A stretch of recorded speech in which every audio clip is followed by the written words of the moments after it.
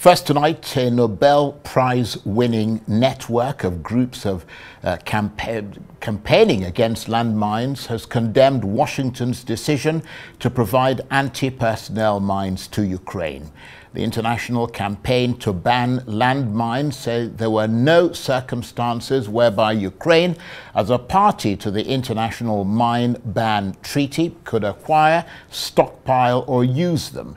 U.S. officials have said the mines would help Ukraine tackle and blunt the advance of Russian troops, especially in the east. Officials said Kyiv had committed to not use them in built-up areas, and unlike Russian landmines, these would become inert after a period of time. Many countries banned the use of landmines. Russia has been making inroads in the east of Ukraine, and correspondents say the outgoing Biden administration is keen to arm Ukraine sufficiently so that it can overcome that advance, amid concerns that an incoming Trump administration might seek to press for a ceasefire, which could perhaps lead to Ukraine having to forfeit some of the territory that it has gained.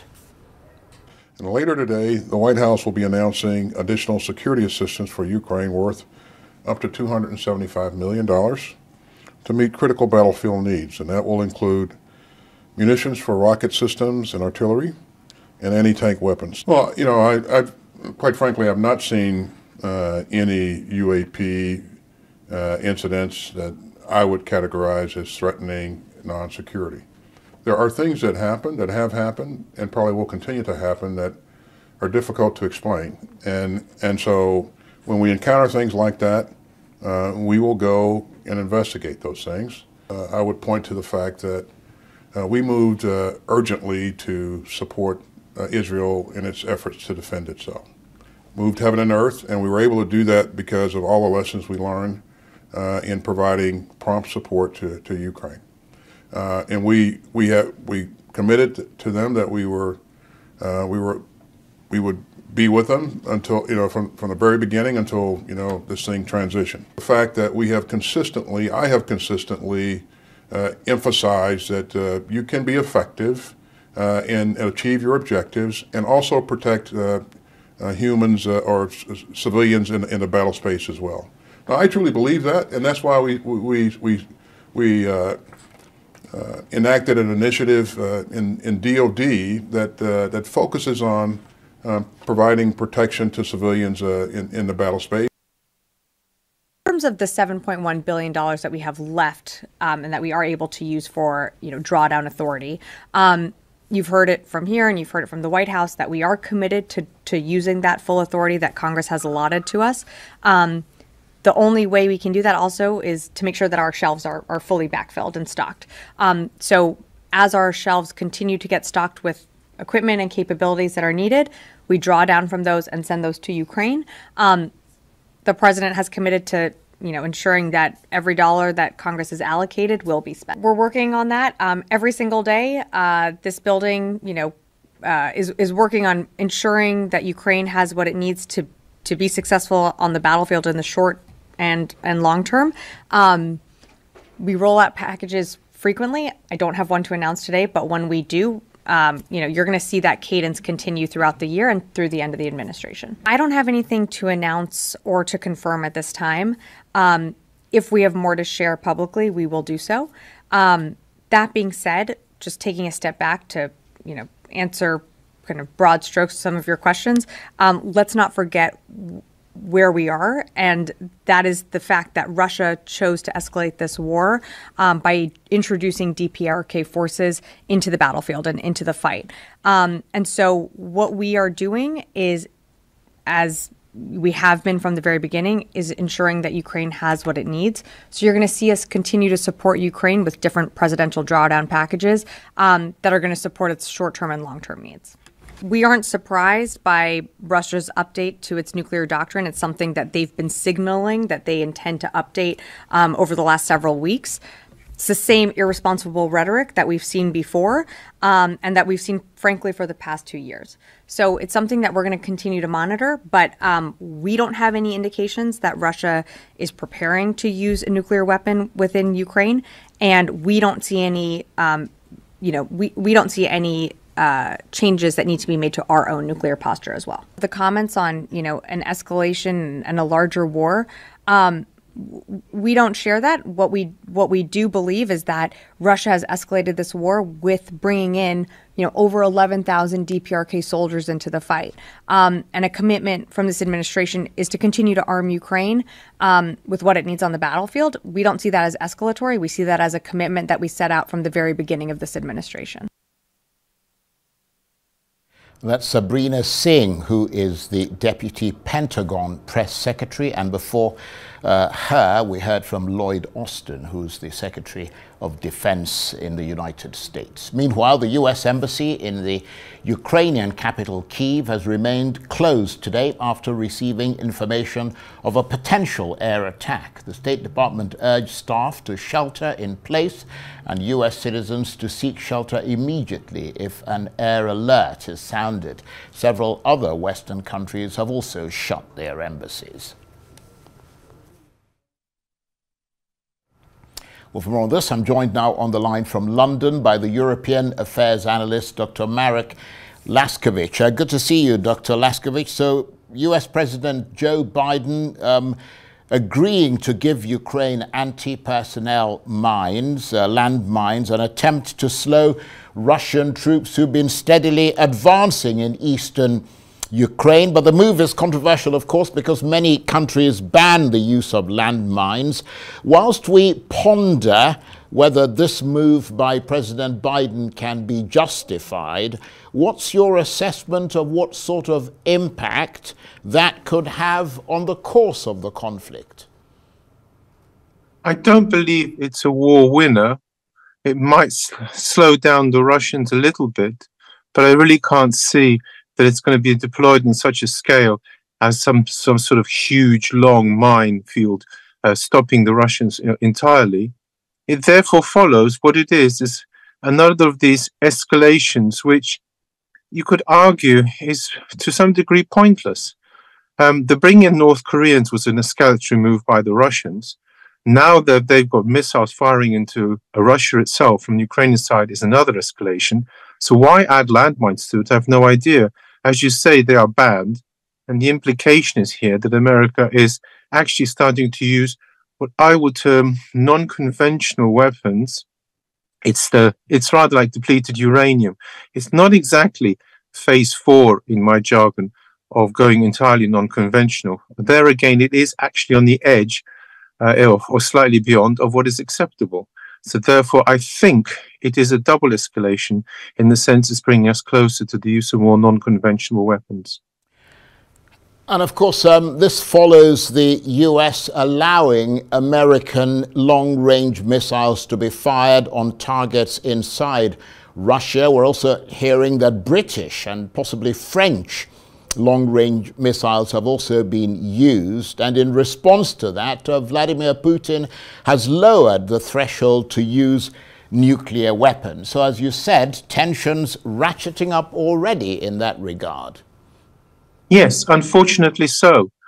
Again, the use of these missiles, I'm not convinced is a war winner, but as an excuse for Russia to go one step further and, as you say, ratchet up, escalate, unfortunately, it's all too good.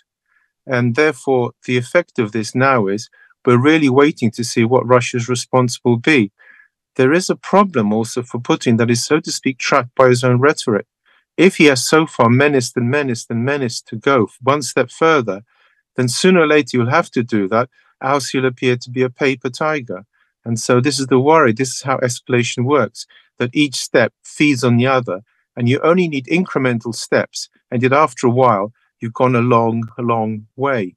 Please remember, the very first bombing raids by the RAF on Germany were with paper leaflets, and they ended up taking out entire cities like Dresden. And this is the worry with escalation. Once it starts, it's on a positive spiral heading upwards. Meanwhile, the US closing its embassy in Kyiv because of a possible air attack today. And just to clarify, is it that the Americans are worried that their embassy is being targeted specifically, or are they worried about more generally the area in which the embassy is situated, coming under attack. I wonder if there's any open source intelligence on that. There's no intelligence, but it's quite clear what it is. They are worried about being targeted. That is why other Western embassies have also, some other embassies have also closed, because the problem is when it comes to, well, one would call them surgical strikes or strikes against this very specific target, the Russians also have their missiles. And the problem is, were they to destroy the American embassy, it would be a huge hammer blow in terms of showing what you like, what Russia can do. And yet a soft blow in the sense it doesn't actually land on American territory, except in the narrow legal sense of an embassy being American territory. It therefore follows that, yes, the Americans are quite right to be worried about such a strike. So are the British and the French. Certainly the British missiles have been used, and I believe French too, but that is yet to be verified. And the point about it is that therefore the embassies are fully correct now, being this sort of soft target, to take shelter.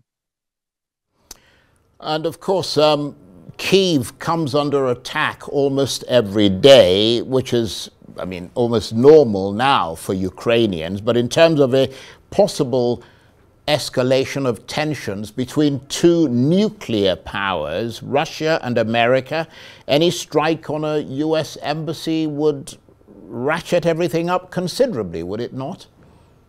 Quite so. On the other hand, what the Americans would then do about it is another matter, because if you like, as I've just said right now, it is indeed a huge PR victory for Russia were they able to strike at that.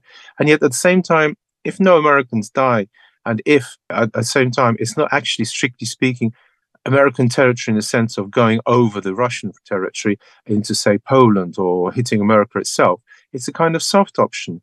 What is quite clear about this is that the embassies have so far stayed on surface, so to speak, because the Russians took every effort to make sure that they weren't hit. But now it would appear the gloves are off. And I would imagine, yes, that sooner or later some sort of strike will be done.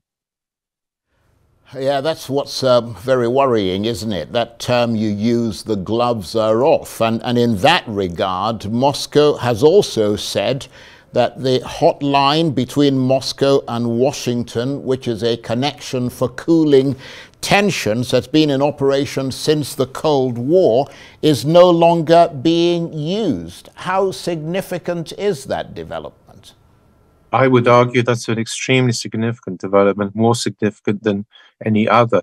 Actually, it was in use during the Cold War as well. It was set up during the Cold War after one of the crises, the Cuban crisis, just at the top of my head, to make sure that in future no possibility of an unexpected World War III, or especially inadvertent, could take place. However, the point about it is that if there's no communication between the two sides, then we are actually, so to speak, in that respect at least, in a state of high tension, arguably Cold War. It's a very, very bad sign. But then again, this shows that there has been a lack of dialogue between Russia and the West, obviously, and this just simply shows it up in a very unfortunate light. Meanwhile, European defense ministers have been meeting in Poland. Lots to talk about there. I imagine, of course, that Ukraine must be top of that list. Yes, Ukraine is top of the list, but I think that this is the worrying aspect about such meetings, is I don't think they're fully aware of the danger. The central problem is not just Ukraine. Russia is bigger than that. And now that China's come into the open, it is as if the war spreading still further. The Americans appear to think that this is impossible. I have no idea why, because it is entirely possible. And worse, it's likely, because if Russia is going ahead, and if indeed as I said a second ago, the gloves are off, then why stop where the war is? The problem is that a war, especially between Russia and Poland, would go nuclear, according to my analyses, because that is what Russia is quite prepared to do. So far, the war has been contained. Let us hope it can be contained. But here is an instance where I think the West is deluding itself as to what Russia is capable of.